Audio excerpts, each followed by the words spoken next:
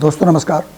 आज हम बात करेंगे एक बेहतर डायरेक्ट सेलिंग का चुनाव कैसे करें, क्योंकि बहुत सारे मित्र मुझे कॉल करते हैं और मुझसे पूछते हैं कि अगर एक बेहतर डायरेक्ट सेलिंग का चुनाव करना हो तो किस पैमाने पर कौन से ऐसे पॉइंट्स हैं जिन्हें देख करके देखा जा सकता है कि एक अच्छी डायरेक्ट सेलिंग का चुनाव हो सकता है। और इसी बात पर मैं आज ये वीडियो बनाने वाला हूँ। हो सकेगा तो आप ये वीडियो पूरा देखिए। ये वीडियो थोड़ा लंबा हो सकता है, बट मैं पूरी बात आपके साथ करूँगा, इसलिए मेरा आपसे निवेदन है कि आप इस वीडियो को पूरा देखिए। और अगर आपने इसको सब्सक्राइब नहीं किया, चैनल को सब्सक्राइब कीजिए, वीडियो को लाइक कीजिए, अगर पसंद आता है तो आप इसको शेयर कीजिए। दोस्तों, जैसा कि आप देख रहे हैं कि भारत में दिन प्रतिदिन एक नई नई कंपनियों का जन्म होता है, कोई अलग प्लान के साथ, कोई अलग प्रोडक्ट के साथ। और इसमें कोई संदेह नहीं है कि जो हमारा यूथ है वो कंफ्यूज हो जाता है। और कई मित्रों ने मेरे से पूछा भी कि आज ये कंपनी बेहतर चल रही है, हम उसके बारे में सुन रहे हैं, कल एक और नई कंपनी एक बेहतर प्लान लेके आ जाती है, तो कन्फ्यूजन होना स्वाभाविक है। इसलिए मैं आपसे कहना चाहता हूं कि कुछ मुद्दे हैं, कुछ पॉइंट्स हैं जिनके आधार पर आप एक बेहतर डायरेक्ट सेलिंग का चुनाव कर सकते हैं। तो मैं उन्हीं विषयों पर आज आपसे बात करने वाला हूँ। सबसे पहले, जब भी आप कंपनी का चुनाव करें तो ये देखें कि क्या वो डायरेक्ट सेलिंग कंपनी एफएमसीजी के प्रोडक्ट्स में डील करती है। यानी इसका मतलब ये हुआ कि जिस कंपनी का आप चुनाव करने वाले हैं, क्या वो ऐसे प्रोडक्ट्स रखती है अपने बिजनेस में कि जिनको फास्ट मूव किया जा सके और वो कंज्यूमेबल हों, यानी वो रोज़ इस्तेमाल होने वाली चीज़ें हों। आपने देखा होगा बहुत सारी कंपनियां मार्केट में हैं जिनके प्रोडक्ट भी अच्छे हैं, मैन्युफैक्चरिंग उनकी अपनी है और डायरेक्ट सेलिंग के सारे पैरामीटर वो फॉलो करते हैं, लेकिन उनका प्रोडक्ट्स वन टाइम सेल के लिए होता है। जैसे उदाहरण के तौर पर आप मान लें, आपने टीवी, फ्रिज, एसी, और हमने देखा है कुछ कंपनियां हैं जो बहुत सारे अच्छे डिब्बे बेचती हैं, लंच बॉक्स बेचती हैं, बहुत सारे किचन वेयर बेचती हैं। तो ऐसे products fast moving consumable goods में नहीं आते हैं। हमें, क्योंकि ये कस्टमर का काम है, ये डायरेक्ट रिटेलिंग का काम है, तो जब आप एक कस्टमर को डील करते हैं, वो बार बार आपसे सामान ले, तभी आपकी बार बार अर्निंग आएगी, तभी आपकी बार बार सेल आएगी। आपके प्रोडक्ट्स ऐसे हों जो रोज़मर्रा में इस्तेमाल होने वाले हों, यानी सुबह से लेकर शाम तक आप उनका इस्तेमाल करते हों और वो घिस जाते हों, फिर दोबारा ख़रीदने के लिए वो व्यक्ति मजबूर होता हो। जैसे हम कह सकते हैं कि साबुन है, शैम्पू हैं, बहुत सारे डेली यूज के आइटम्स हैं, चाय है, कॉफ़ी है, हम रोज़ पीते हैं, मसाले हैं, रोज़ खर्चा होता है। इस तरह के प्रोडक्ट्स आपकी उस डायरेक्ट सेलिंग कंपनी में होने चाहिए जिस कंपनी को आप चुनना चाहते हैं। ये पहला पॉइंट है। दूसरी बात है कि जो प्रोडक्ट्स हो वो अफोर्डेबल होना चाहिए, यानी वो आपकी पहुंच में हो और ज़्यादातर लोगों की पहुंच में हो, ज़्यादातर लोग उसको खरीद सकें। आपने देखा होगा कुछ डायरेक्ट सेलिंग कंपनियां बेहतर साबुन बनाती हैं, बढ़िया क्वालिटी है, लेकिन उसकी कीमत 50 रुपये, 60 रुपये, 70 रुपये, 100 रुपये तक है। और वहीं कुछ कंपनियां अपना साबुन 15 रुपये, 20 रुपये, 25 रुपये, 30 रुपये की रेंज में रखती हैं। तो अगर आप नॉमिनल रेंज वाले प्रोडक्ट्स को देखेंगे तो उसके सेल होने का ज़्यादा चांस है। भारत में जो ज़्यादा तादाद है, ज़्यादा संख्या है लोगों की, वो मिडिल या लोअर मिडिल लोगों की है। तो उनकी जो रेंज है वो 10, 15, 20, 25 रुपये, 30 रुपये तक जाती है। 50 रुपये के आसपास जब रेंज जाती है तो वो स्पेशल प्रोडक्ट हो जाता है। तो कोई भी प्रोडक्ट अगर हो उस डायरेक्ट सेलिंग में जिसका आप चुनाव करने जा रहे हैं, तो ये ध्यान दें कि वो मीडियम या लोअर मीडियम रेंज में होना चाहिए। अफोर्डेबल उसी को कहते हैं। ऐसा नहीं है कि क्वालिटी बहुत अच्छी है लेकिन रेट भी बहुत ज़्यादा है। उसे परचेज करने में या कस्टमर को तलाशने में या आपने पार्टनर्स डायरेक्ट सेलिंग में तलाशने में आपको थोड़ी प्रॉब्लम हो सकती है। इसलिए आप जब भी किसी भी डायरेक्ट सेलिंग का चुनाव करें तो दूसरे पॉइंट्स पर अफोर्डेबल प्रोडक्ट्स को आप ध्यान रखें कि प्रोडक्ट अच्छा हो कि जिससे आप आसानी से खरीद सकें, ज़्यादा लोग उसको खरीद सकें। तीसरी बड़ी बात, मल्टीपल रेंज होनी चाहिए। मैं इसको ऐसे समझाता हूँ कि ज़्यादातर डायरेक्ट सेलिंग कंपनियाँ पूरे भारत में या मैं कहूँ पूरे वर्ल्ड में 80% अपना बिजनेस फूड सप्लीमेंट के ऊपर करती हैं। फूड सप्लीमेंट एक बहुत ही बेहतर विकल्प है आपको स्वस्थ रहने का, लेकिन दोस्तों ये एक पहलू है। मैंने कई बार अपनी वार्ता में कहा कि दो बड़ी इंडस्ट्री हैं जो बहुत तेज़ी से ग्रो हो रही हैं। एक है हेल्थ इंडस्ट्री और एक है एजुकेशन इंडस्ट्री। हेल्थ में भी दो इंडस्ट्री हैं, एक है वेलनेस, एक है सिकनेस। जितनी भी डायरेक्ट सेलिंग कंपनियां हैं वो मोस्टली 80% वेलनेस पे काम करती हैं, यानी आपको ये श्योरिटी देती हैं या ऐसे प्रोडक्ट्स आपको देती हैं कि जिनका इस्तेमाल करके, जिसका सेवन करके आप आने वाले समय में एक बेहतर जीवन जी सकते हैं, स्वस्थ जीवन रख सकते हैं। लेकिन इलनेस में क्या, सिकनेस में क्या, जो लोग बीमार हो चुके हैं, वो भी इंडस्ट्री तो बहुत बड़ी है। तो क्यों ना उस डायरेक्ट सेलिंग कंपनी में अगर वेलनेस के प्रोडक्ट्स हैं तो इलनेस के प्रोडक्ट्स भी होने चाहिए, यानी सिकनेस के प्रोडक्ट भी होने चाहिए। क्यों ना उसमें अगर साबुन है, शैम्पू है, तो क्यों ना उसमें आपके किचन का तेल भी होना चाहिए, मसाले भी होने चाहिए। कहने का मेरा मतलब यह है कि ऑल ऑफ रेंज जितना इस्तेमाल हम करते हैं, ज़्यादा से ज़्यादा रेंज जिस कंपनी के साथ होंगी वो डायरेक्ट सेलिंग आपके लिए बेहतर होगी। तो जब भी आप किसी कंपनी का चुनाव करें, आप ये देख लें कि वो इलनेस पर काम करती है या वेलनेस पे काम करती है, या इलनेस और वेलनेस पे काम करती है। वो होम केयर के प्रोडक्ट्स रखती है या पर्सनल केयर के प्रोडक्ट्स रखती है, या होम केयर पर्सनल केयर दोनों के प्रोडक्ट्स रखती है। ये तय आपको करना होगा। तो ज़्यादा रेंज होना चाहिए। और दूसरी बड़ी बात, प्रोडक्ट रेंज हाई होनी चाहिए। प्रोडक्ट रेंज हाई का मतलब क्या हुआ कि बहुत सारी तादाद में प्रोडक्ट हों। अगर कोई कंपनी 5 प्रोडक्ट या 10 प्रोडक्ट लेकर के शुरू होती है और आप उसमें चुनाव करते हैं, तो निसंदेह आपको मेहनत ज़्यादा करनी होगी, रिजल्ट आपके कम आएंगे। जिस कंपनी में आप काम करें उसमें बहुत ज़्यादा प्रोडक्ट हों। जितने ज़्यादा प्रोडक्ट होंगे उतनी ही सेल आप जल्दी कवर कर पाएंगे कम लोगों के साथ। और 5वीं बात अगर मैं करूं, सभी तरह के लोग उस बिजनेस में शामिल हो सकते हो। बहुत सारी डायरेक्ट सेलिंग कंपनियां ऐसी हैं जिनमें एक तबका है, एक कहें तो कैटेगरी है या एक क्लास है जो उस डायरेक्ट सेलिंग को ज्वाइन करती है।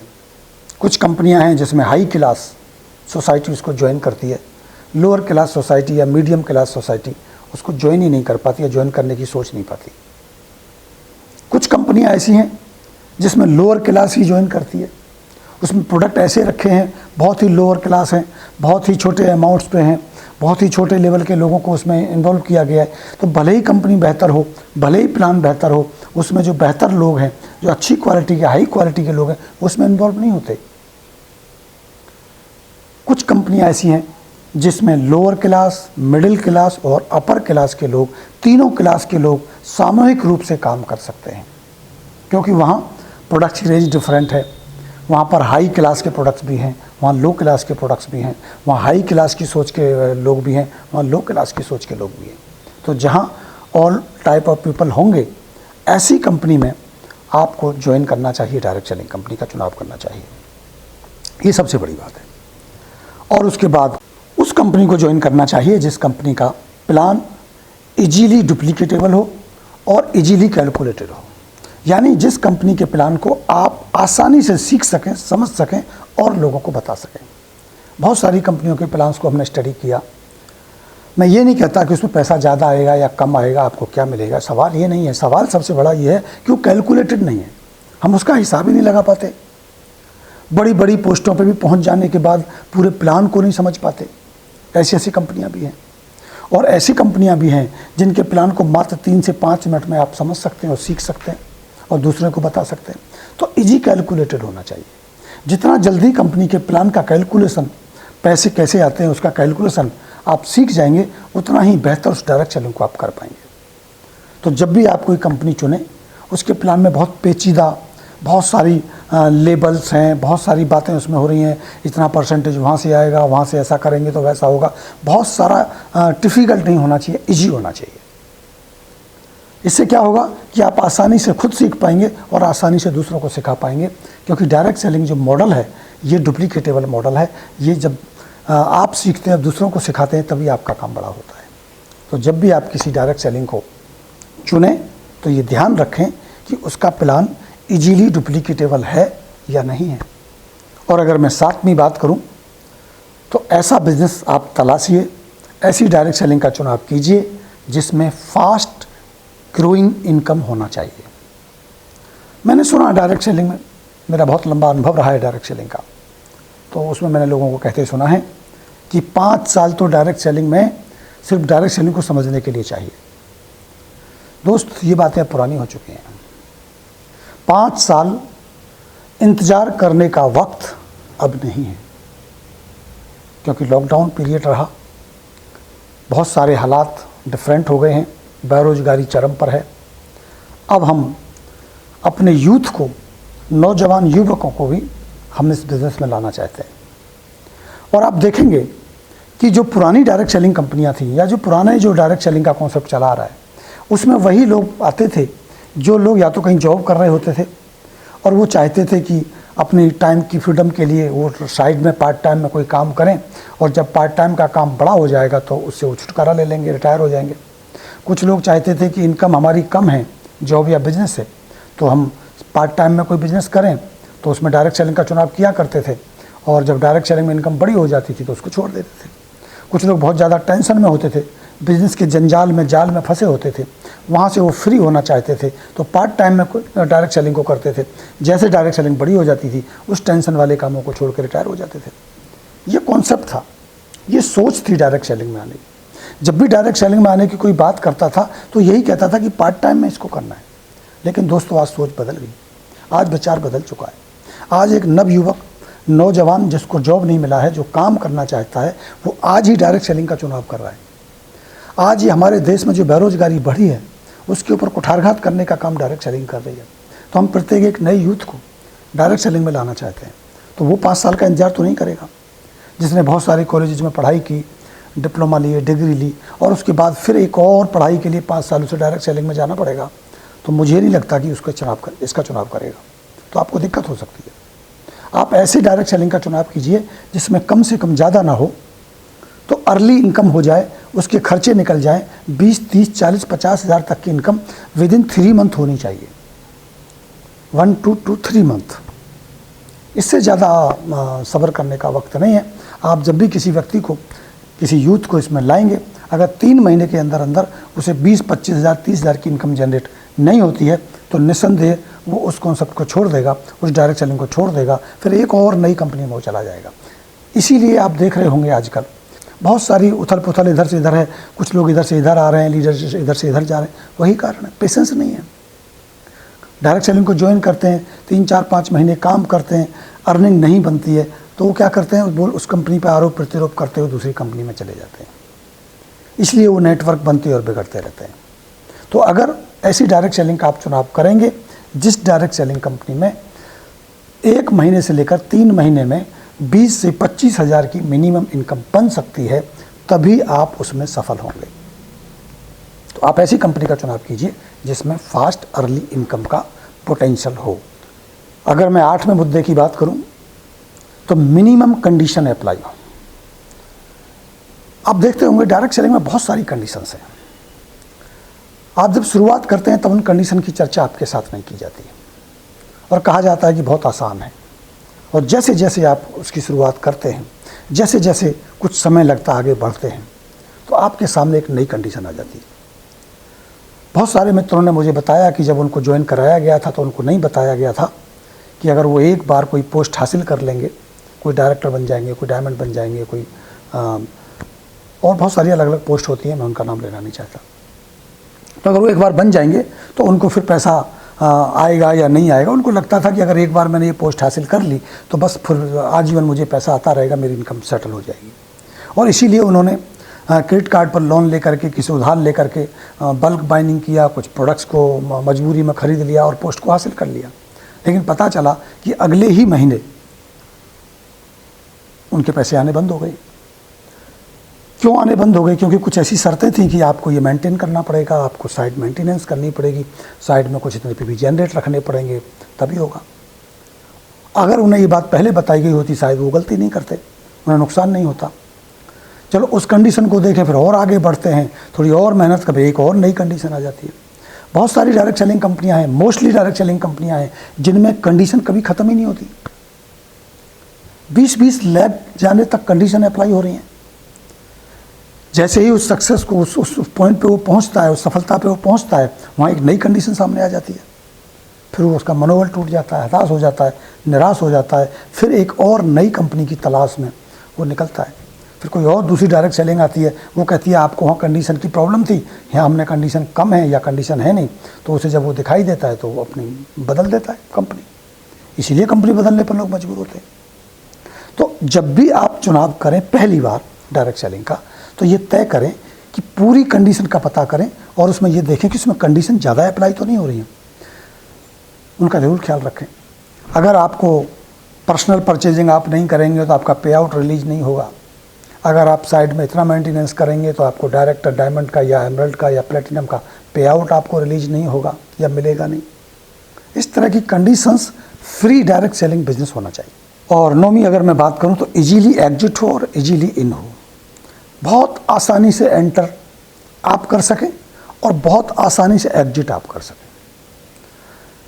एंटर का मतलब मैं ये बता रहा हूँ कि बहुत सारी शर्तों के साथ जब एंट्री किसी कंपनी में होती है तो आपको भी मुश्किल होगी और आपको नेटवर्क बनाने में मुश्किल होगी। आज ऐसी ऐसी कंपनियां मार्केट में हैं कि आप चंद 2 मिनट में आप एंट्री कर जाते हैं, बिना किसी डॉक्यूमेंटेशन के साथ, बिना किसी बहुत सारी लीगल लाइबिलिटीज़ के साथ, और जब छोड़ना चाहते हैं तो क्विट कर जाते हैं। मैंने देखा है कुछ कंपनियों में जब एंट्री की बात आती है तो बहुत सारे डॉक्यूमेंटेशन हैं, बहुत सारे पेपर चाहिए, अपलोड करने पड़ेंगे, जमा कराओ, ये करो, बहुत सारी चीज़ें हैं।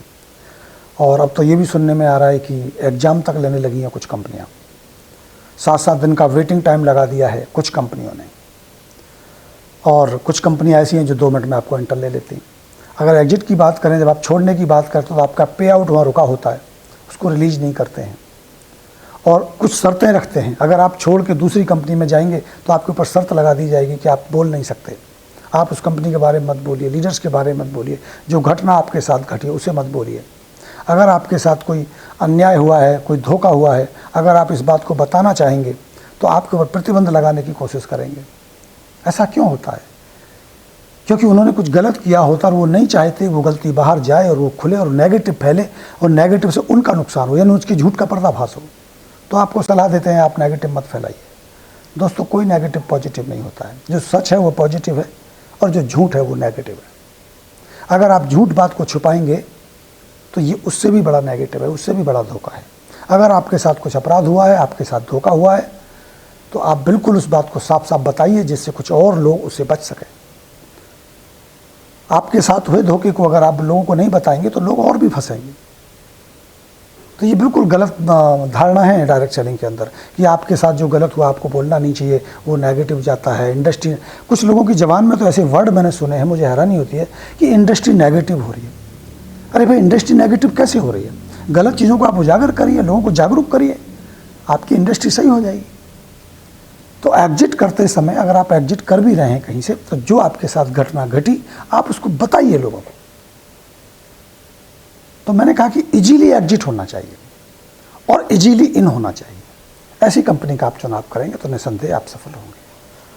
और अगर मैं 10वीं बात करूं तो ऐसी कंपनी का चुनाव कीजिए जिसमें सस्टेनेबिलिटी और प्रॉफिटेबिलिटी केवल और केवल या तो डेप्थ पे हो या तो विड्थ पे हो।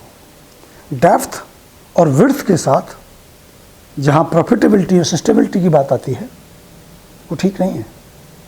और ये हमने बहुत सारी कंपनियों में देखा है कि डेप्थ अगर आप ज़्यादा ले जाते हैं तो आपकी इनकम कम होती चली जाती है, और जब विड्थ आप बढ़ाने लगते हैं तो सिक्योरिटी कम होने लगती है लेकिन आपकी इनकम बढ़ने लगती है। आप जब भी किसी कंपनी का प्लान देख रहे हैं डायरेक्ट सेलिंग का, तो चुनाव कीजिए कि विड्थ का उसमें इशू हो या ना हो, डेप्थ का इशू हो या ना हो, लेकिन आपकी इनकम इफेक्टेड नहीं होनी चाहिए। इस बात को मैं बड़े तरीके से आपसे क्लियर करना चाहता हूँ। अगर आप किसी भी डायरेक्ट सेलिंग 2 लाख 3 लाख पर काम करते हैं तो आपको पैसे कम आते हैं, लेकिन जब ज़्यादा लीडर्स आप उसके डेप्थ में लगाते हैं तो सिक्योरिटी बढ़ जाती है। ज़्यादा लीडर्स जब एक ही ग्रुप में होते हैं तो आपकी इनकम सिक्योर तो होती है, सिक्योरिटी तो होती है, उस ग्रुप के टूटने के चांस तो कम हो जाते हैं, लेकिन प्रॉफिट कम हो जाता है। और अगर प्रॉफिट को बढ़ाने के लिए आप जब अपने लीडर्स को अपने विर्थ में डायरेक्ट लगाते हैं तो इनकम तो बढ़ जाती है, लेकिन उस ग्रुप में लीडर की संख्या कम होने की वजह से आपकी सिक्योरिटी कम हो जाती है, अस्थिर ग्रुप हो जाता है, उसके टूटने के खतरे बढ़ जाते हैं। मान लीजिए एक ग्रुप में आपके पास 3 लीडर हैं और 2 लीडर उसमें से छोड़ के चले गए, तो एक लीडर उस ग्रुप को कितना संभालेगा? अगर एक डेप्थ में आपने 50 लीडर क्रिएट किए हैं, 2-4 छोड़ के भी जाएंगे तो 2-4 नए भी आएंगे, अल्टीमेट कोई आप पर नुकसान नहीं होगा। यानी आपका वो ग्रुप सिक्योर्ड है। इसलिए मैंने बार बार ये कहा, और ये मेरा कारण रहा डायरेक्ट सेलिंग को चेंज करने का, कि आप 2 लेग प्लान के पोटेंशियल को समझिए, उसकी डेप्थ को समझिए। वो जितना डेप्थ जाएगा उतना सिक्योरिटी बिल्ड करेगा, और जितना डेप्थ जाएगा उतना ही इनकम भी आपका बढ़ेगा।